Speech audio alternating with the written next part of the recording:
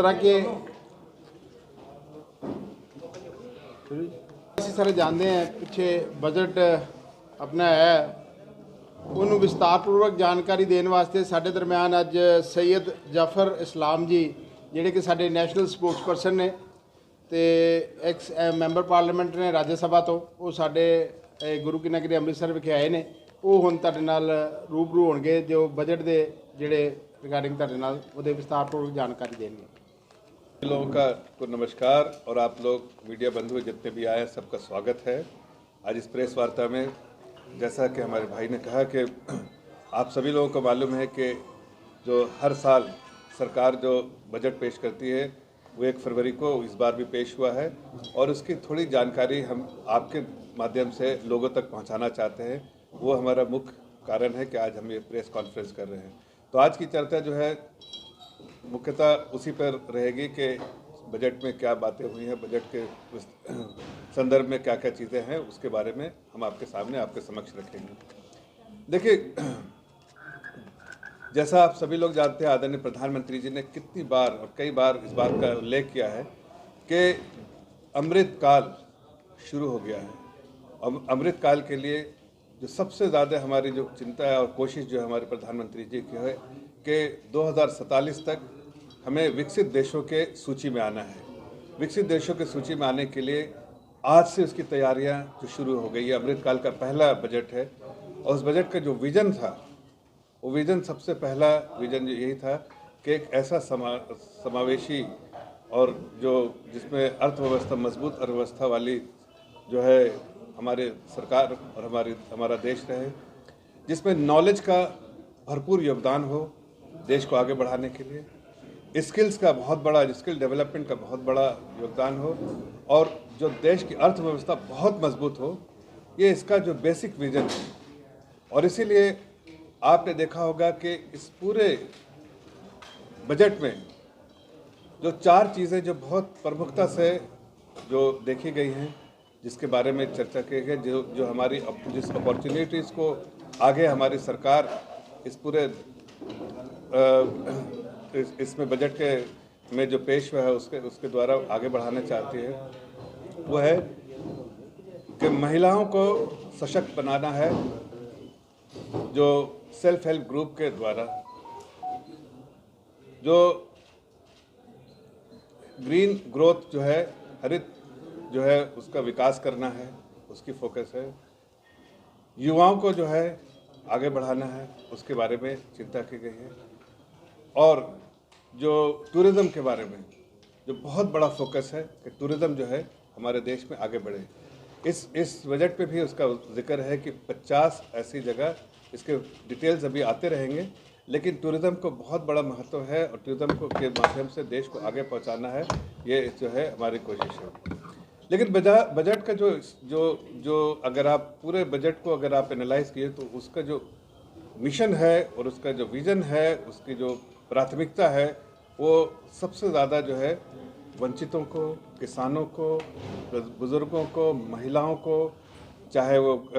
युवा हो, चाहे वो SC ST हो, सभी वर्गों के लिए को आगे बढ़ाने का और ख़ासकर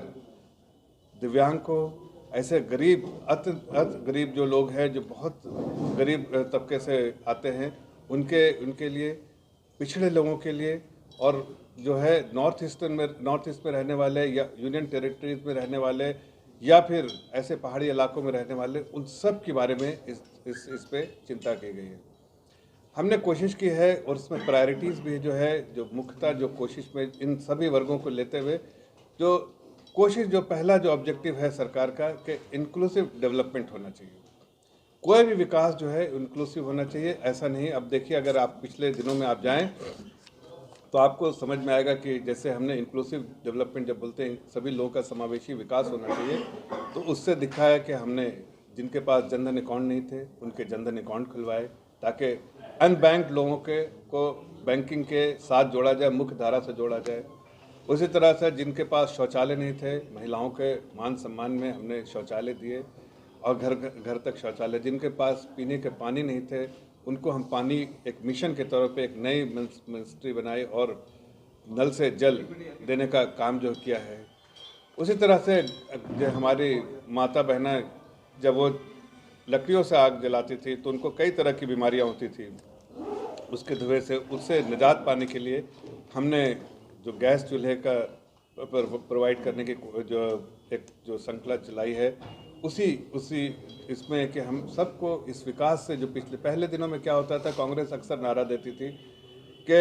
बिजली पानी सड़क हम देंगे, लेकिन देने का काम नहीं किया। लेकिन अगर आप 2014 के बाद देखिए, हमारी सरकार ने वही कोशिश की है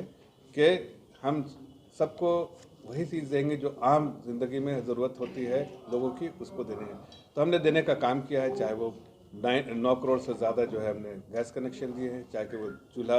गैस के थ्रू जलाएं, और भी ऐसी बहुत सुविधाएं दी है। जिसके पास घर नहीं है उनको घर देने का काम किया, जिसके पास पानी नहीं, जिनके घर में बिजली नहीं आती, बिजली देने का काम किया कि एक आम नागरिक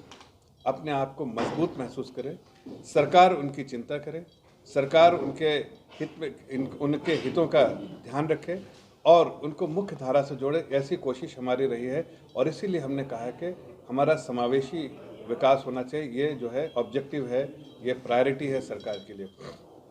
दूसरी बात जो है हमारी सरकार की, आप देखें तो जो भी हमने फैसले लिए हैं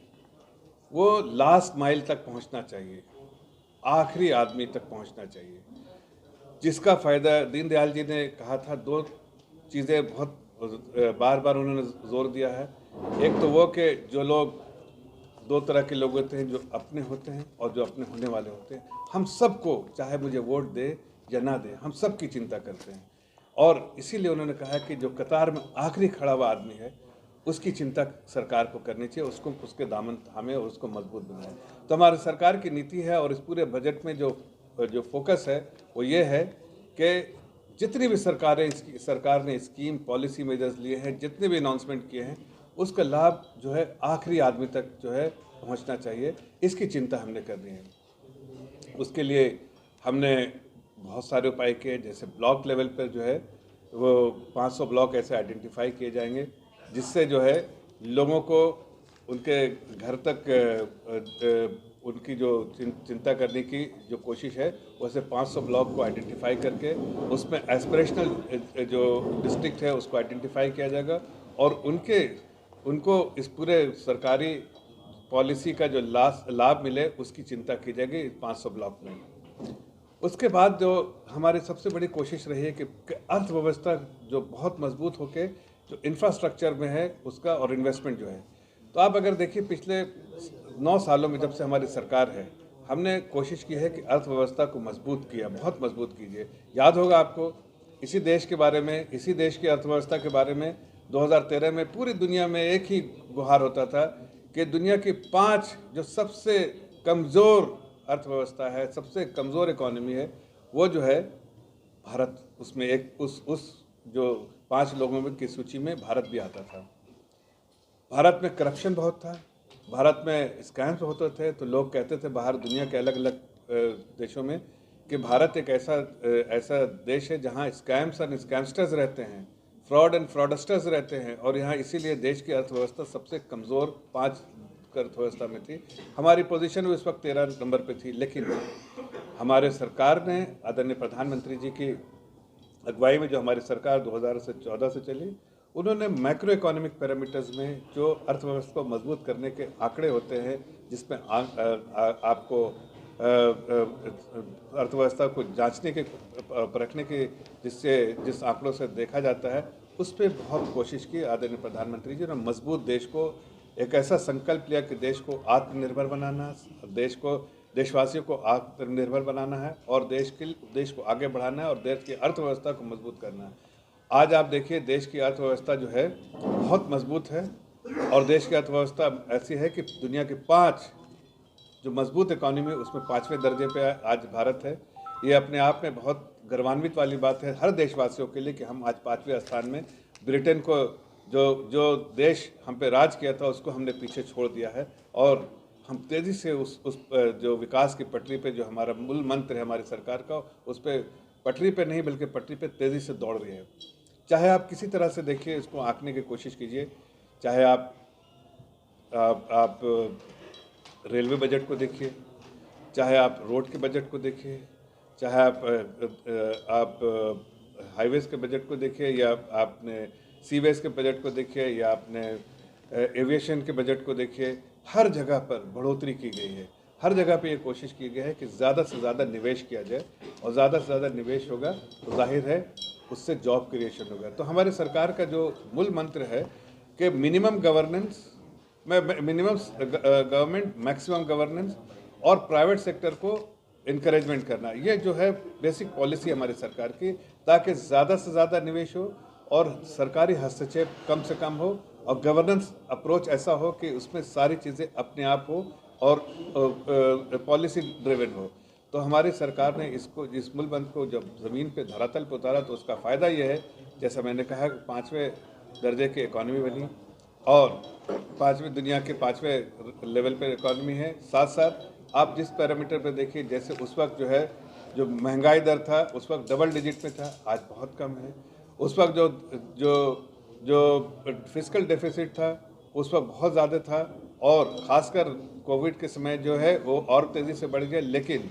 हमने उसको कंट्रोल किया। आदरणीय प्रधानमंत्री जी ने जो फैसले लिए आत्मनिर्भर पैकेजेस द्वारा, आज देखिए 5.9 का जो लक्ष्य हमने रखा है, पिछले बार 6.4 का लक्ष्य रखा था, वो हमने अचीव किया। अब 5.9% ऑफ जीडीपी जो है वो इस बार हमने जो है अपने लिए जो कर्जा का जो है जो फिस्कल डेफिसिट है उसका टारगेट रखा है। इन्वेस्टमेंट जो है, इंफ्रास्ट्रक्चर इन्वेस्टमेंट जो है, और जो कैपेक्स बोलते हैं, वो जो सबसे ज़्यादा युवा के लिए होता है, जॉब क्रिएट करता है, उसके लिए जो हमने सबसे ज़्यादा देखा कि पहले 3.5 लाख करोड़ हमने बजटरी एलोकेट किया, फिर 5.5 लाख किया, फिर 7.5 लाख किया, फिर 10 लाख किया। तो जो कैपिटल एक्सपेंडिचर जो है सरकार का, जो इन्वेस्टमेंट है, ताकि अगर सरकार इन्वेस्टमेंट करती है तो ग्रोथ होता है तो जॉब क्रिएशन होता है, नौकरियां होती है, खुशहाली आती है। और उसका नमूना आपके सामने है कि पिछले 9 साल की सरकार में जो हमारा जो है 76,000 से 1,97,000 पर कैपिटा, एक नागरिक की जो पर कैपिटा इनकम जो है देश के हिसाब से, वो 1,97,000 बढ़ के हो गई, जो कि कांग्रेस के समय सिर्फ मात्र 76,000 थी। तो उससे समझ में आता है देश जो सिर्फ तरक्की नहीं, देशवासी भी तरक्की कर रहे हैं और देश के लोग आगे बढ़ते जा रहे हैं। इस बार जो है बहुत बड़ा अनाउंसमेंट किया है इंफ्रास्ट्रक्चर के लिए कि 10 लाख करोड़ का इन्वेस्टमेंट किया, जो कि अपने आप में ऐतिहासिक है, रिकॉर्ड है। इसलिए कि अगर इसको देखें 3.3% जो है वो जीडीपी का है, और अगर जितने ग्रांट्स सरकार दे रहे हैं उसको भी अगर इंक्लूड कर दीजिए तो 13.47 लाख करोड़ का जो है कैपिटल एक्सपेंडिचर होगा, जो 4.3% जो है जीडीपी का होगा। इतिहास में ऐसा कभी नहीं हुआ। जो सबसे ज़्यादा कांग्रेस ने किया था वो 2% ऑफ जीडीपी किया था, लेकिन आज आपकी सरकार ने युवा पीढ़ी को देखते हुए, हमारे मध्य वर्ग को देखते हुए, हमारे देश के में जो क्षमता है उनको देखते हुए हमने इसको बढ़ाने का काम किया है और 10 लाख किया है, ताकि ज़्यादा से ज़्यादा नौकरियां बने, ज़्यादा से ज़्यादा इन्वेस्टमेंट हो, प्राइवेट इन्वेस्टमेंट हो। और पॉलिसी मेजर इस तरह से लिए है कि प्राइवेट इन्वेस्टमेंट ज़्यादा से ज़्यादा हो, ताकि निवेश होगा तो लोगों को ब्लू कॉलर और वाइट कॉलर जॉब होगी। चौथी चीज़ जो प्रायोरिटी जो हमारे सरकार की रही है, वो आपने देखा होगा कि हमारे देश के बारे में कई बार ऐसा कहते हैं ब्रेन ड्रेन, मतलब हमारे देश में क्षमता है और उन क्षमता को अनलीश करने के बहुत सारे मौके नहीं मिलते हैं, उसको निखारने के मौके नहीं मिलते हैं। इसलिए कई बार हम बहुत सारे क्षमता वाले लोग जो है देश को, दूसरे देशों में जाकर अपनी क्षमताओं का उस देश को जो है फ़ायदा पहुंचाते हैं। लेकिन हमारी सरकार इस बात के लिए बिल्कुल जो चाहती है कि बजट में उसका बहुत बड़ा फोकस रहा है कि ऐसे लोग जो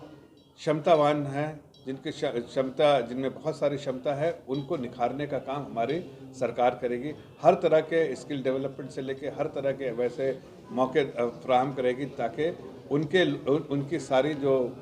क्षमता है उसका फ़ायदा जो है देश को पहुँचे, देश की जनता को पहुँचे, देश की सरकारों को पहुँचे। उसके अलावा जो है यूथ के बारे में जो हमारा फोकस है कि यूथ में हमने यूथ के लिए बहुत कुछ करना है। आपको पता है कि 2030 में देश पूरी दुनिया की सबसे ज़्यादा वर्किंग पॉपुलेशन जो है वो भारतवर्ष में। जाहिर है सरकार की कोशिश है कि आने वाले पीढ़ियों के लिए एक मजबूत सरकार, एक मजबूत देश और एक ऐसी अर्थव्यवस्था दे जिससे देश के युवा पीढ़ी को बहुत सारे अपॉर्चुनिटीज़ मिले। तो उस अपॉर्चुनिटीज़ को क्रिएट करने के लिए हमने युवा पीढ़ी के लिए बहुत सारे इनिशिएटिव लिए हैं। इस बार इस बजट में लिया गया, और ख़ास के अगर आप देखिए तो टीचर्स के भी जो 38,000 टीचर्स, ऐसे 38,800 टीचर्स को अपॉइंट किए जाएंगे नेक्स्ट 3 इयर्स में, ताकि हमारे आने वाली पीढ़ियों के लिए टीचर्स अवेलेबल हों। और स्किल डेवलपमेंट के लिए जो प्रधानमंत्री कौशल विकास, उसके लिए उसमें बहुत तरह के आधुनिक से लेके बहुत तरह नए जो स्किल सेट्स हैं उसको डेवलपमेंट के लिए 100 ऐसे सेंटर खोले जाएंगे ताकि उनमें उन लोगों को स्किल डेवलपमेंट का फ़ायदा हो सके। प्लस 3 साल तक ऐसे 47 लाख बच्चे होंगे ऐसे युवा पीढ़ी के जिनको जो अप्रेंटिसशिप भी दिया जाएगा, उनको साथ साथ उनके स्किल को निखारने के लिए सरकार वो भी जो है मुहैया कराएगी, ताकि युवा पीढ़ी जो है देश की अर्थव्यवस्था में उनका भी कंट्रीब्यूशन हो, नौकरियां भी आसानी से मिले और वो देश के जो जीडीपी है उसमें भी उनका जो कंट्रीब्यूशन साफ दिखे। उसके अलावा जो है हरित जो ग्रीन ग्रोथ के बारे में बात किया गया है, चाहे वो हाइड्रोजन के लिए जो एलोकेशन, बजटरी एलोकेशन किया गया है 2200 करोड़ के, या फिर आप देखिए और भी कई ऐसे इनिशिएटिव लिए गए हैं सरकार द्वारा, जो ग्रीन रेवोल्यूशन जो आया था उसको वो और प्राथमिकता देते हुए उसके लिए कई ऐसे पॉलिसी डिसीजन भी लिए गए हैं। साथ साथ जो आखिरी जो इसमें जो प्रायोरिटी एरिया जो था वो है फाइनेंशियल सेक्टर का, कि हमने बहुत सारे फाइनेंशियल सेक्टर्स में बहुत सारे नए इनिशिएटिव लिए हैं। एक खासकर जो पैन जैसी चीज़ें जो पूरे देश में जो है वो पैन को एक जो आपकी आइडेंटिटी जो है वो पैन से रहेगी और उसकी मान्यता पूरे देश में होगी, ऐसा सरकार ने बजट में कहा है। महिलाओं को सशक्तिकरण के लिए उनके जो स्मॉल सेविंग स्कीम में 2 लाख का ये किया है कि 2 लाख रुपये तक इन्वेस्टमेंट का 7.5% मिलेगा। साथ साथ हमारे बुज़ुर्गों के लिए भी अगर आप देखें तो उनके लिए जो 4.5 लाख के जो सालाना जो फिक्स डिपॉजिट का था उसको बढ़ा के 9 लाख कर दिया गया है, और अगर जॉइंट अकाउंट में तो 15 लाख, और उनके 15 लाख के इन्वेस्टमेंट को जो है 30 लाख कर दिया गया है। तो ये भी जो है, और बहुत सारे ऐसे इनिशिएटिव लिए हैं कि फाइनेंशियल सेक्टर को और भी स्ट्रॉन्ग किया जाए, और लोन लेने के लिए जो है आम नागरिक को कोई दिक्कत ना हो, इसलिए पैन को ऐसा कर दिया गया है कि जो उसके पूरे देश में उसकी मान्यता हो। साथ साथ जो है मध्य वर्ग के लिए पूरे, जैसा मैंने कहा, पूरे इसमें जो है हमने कोशिश की है कि चाहे गरीब आदमी हो, चाहे वो मध्य वर्ग का हो, चाहे वो दिव्यांग हो, चाहे वो किसी भी इसमें समाज के किसी वर्ग का भी हो, सबके लिए इस बजट में चिंता की गई है। और ख़ास के अगर आप देखें तो मध्य वर्ग जो आज सबसे ज़्यादा लोग बातें करते हैं कि किस चीज़ के बारे में, कि क्या सैलरी में कोई राहत मिली है, टैक्स में कोई राहत मिली है। तो इस बार आपने देखा हो कि बहुत बड़े आदरणीय प्रधानमंत्री जी ने बहुत बड़ी राहत दी है टैक्स में, और टैक्स में जो राहत दी है 2 तरह के एक स्कीम बनाई है। एक जो डिफ़ॉल्ट स्कीम जिसमें 7 लाख तक का जो है आपका टैक्स बिल्कुल ज़ीरो टैक्स है, और एक पुराने वाली स्कीम है जिनको इन्वेस्टमेंट करना है और उनको उसका टैक्स बेनिफिट लेना है, एग्जम्पशन लेना है, तो वो भी इस्तेमाल कर सकते हैं। तो डुअल टैक्स रिजीम में एक डिफ़ॉल्ट टैक्स रिजीम है जिसमें आज के बहुत सारे सर्वे हमने देखे, सरकारों ने कराई, और जिसमें युवा पीढ़ी कहती है जो 22-23 साल में बच्चों की नौकरी हो जाती है, वो कहते हैं अभी इन्वेस्टमेंट नहीं करेंगे, अभी पूरे पैसे हमारे पास आने चाहिए। वो इन्वेस्टमेंट नहीं करते तो उनका टैक्स का कोई बेनिफिट नहीं मिलता था। इस बार सरकार ने बहुत बड़ी राहत दी सभी लोगों को कि अगर आप इन्वेस्टमेंट नहीं कर रहे हैं तो आप सीधे अगर आप पैसा भी अगर आप टैक्स का बेनिफिट लेंगे तो आपको जो टैक्स पे राहत दी गई है वो 7 लाख तक ज़ीरो टैक्स है, और अगर आप जैसे जैसे बढ़े तो 25 से 20-30% का जो है टैक्स के अमाउंट से उसका जो है एडवांटेज जो है अगर इनकम बढ़ती रहती है। और इस बार सरकार ने उन लोगों का भी ध्यान रखा जिसकी 5 करोड़ से ज़्यादा इनकम की थी और वो बहुत जो 42.67% टैक्स दे रहे थे, उनको भी थोड़ी सी राहत सरकार ने दी। जैसा हमने कहा कि समाज के हर वर्गों का ख्याल रखा है, उनको भी थोड़ी राहत दी है। और जो सरचार्ज जो है था वो 37% से घटा के 25% करने से उनकी जो ओवरऑल टैक्स लायबिलिटी है वो 39% हो गई है। तो मेरा जो लबोलाभ पूरे इस बजट में है कि हमने कोशिश की है किसानों के लिए, उनके लिए आप देखिए जो है 20 लाख के ऋण के लिए हमने किए, जो कि पशुपालन या फिर मछली पालन या और किसी चीज़ के लिए भी जो कृषि से जुड़ी हुई चीज़ है, तो 20 लाख का हमने जो है क्रेडिट का मुहैया करवाया है सरकार ने। साथ में मछुआरों को मजबूत कर कोई नवी चीज दसो पंजाब और स्वास्थ्य आपका की किया। अभी ये सारी चीज़ें जो है आप सही कह रहे हैं कि बहुत सारी चीज़ें आपके संज्ञान में आया भी होगा, बहुत सारी चीज़ें, लेकिन जब आपका कोई सवाल होगा तो उसको मैं सवालों को भी लूँगा। लेकिन मैं सिर्फ इतना आपको मैसेज देना चाहता हूँ कि आपके द्वारा, आपके माध्यम से देश की जनता को, कि हमारी सरकार जो है एक आम गरीब आदमी नागरिक का हाथ मजबूती से थामती है। आपने देखा है कि हमने कल्याणकारी योजनाओं के द्वारा उनको हर बार उनकी सहायता की है, और देश का वर्ग का कोई भी इंसान हो उसके लिए किया है, खास कर किसानों के लिए, बुज़ुर्गों के लिए, महिलाओं के लिए, और हमारे जो युवा पीढ़ी के लिए, सब के लिए किया है।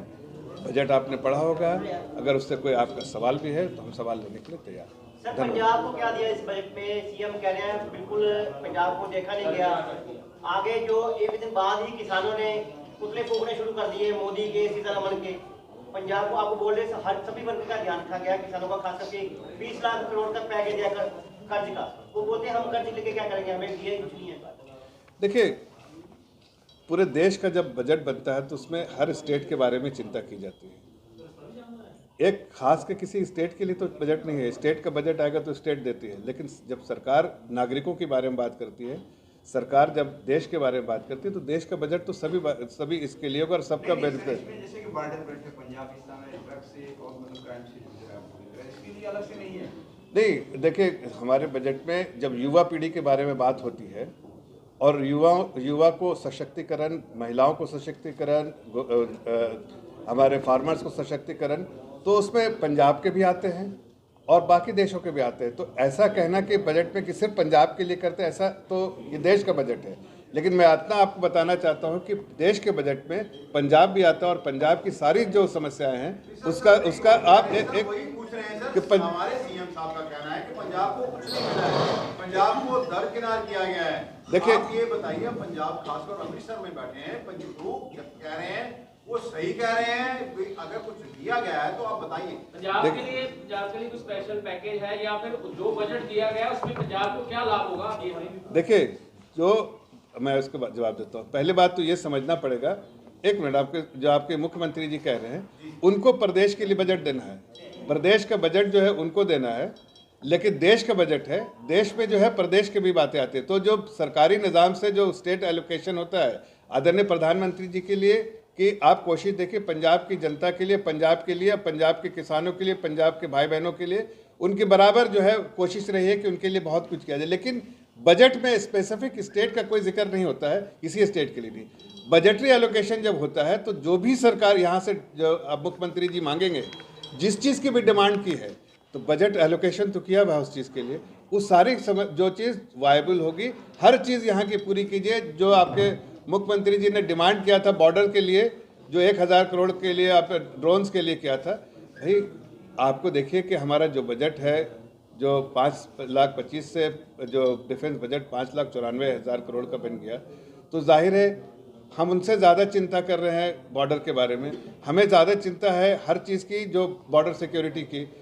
उनकी जो डिमांड है उन्हें तो खर्च करना नहीं है, वो तो सेंट्रल गवर्नमेंट को करना है। उन्होंने एक सुझाव दिया, उस सुझाव का संज्ञान सरकार ने लिया है, बजटरी एलोकेशन बढ़ाया है, और जाहिर है वो उन सुझावों का संज्ञान लेते हुए जो सरकार बहुत सारी चीज़ जो करेगी जो उन्होंने रिक्वेस्ट की है। लेकिन ये कहना कि पंजाब के मुख्यमंत्री जी ने ये डिमांड किया था और इसको एलोकेट किया, ऐसा तो नेशनल बजट में तो होता नहीं। लेकिन मैं उसका जवाब दे रहा हूँ कि पंजाब के लिए भी उनके जो उनके डिमांड थी, और ये सुझाव, डिमांड तो नहीं कह सकता, सुझाव जो था, उस सुझाव का संज्ञान सरकार ने लिया है। जो 1000 करोड़ उन्होंने मांगा था जो पंजाब के लिए, उसका संज्ञान लिया, और आने वाले दिनों में जब जो डिफेंस बजट है जब उसको खर्चा होगा तो उस चीज़ को भी ध्यान रखते हुए शायद उससे ज़्यादा ही खर्चा हो 1000 करोड़ से, लेकिन उस सिक्योरिटी बॉर्डर सिक्योरिटी में हम कोई कॉम्प्रोमाइज़ नहीं करने वाले हैं। नेशनल सिक्योरिटी में हम कोई कॉम्प्रोमाइज़ नहीं और उसको खर्च करेंगे।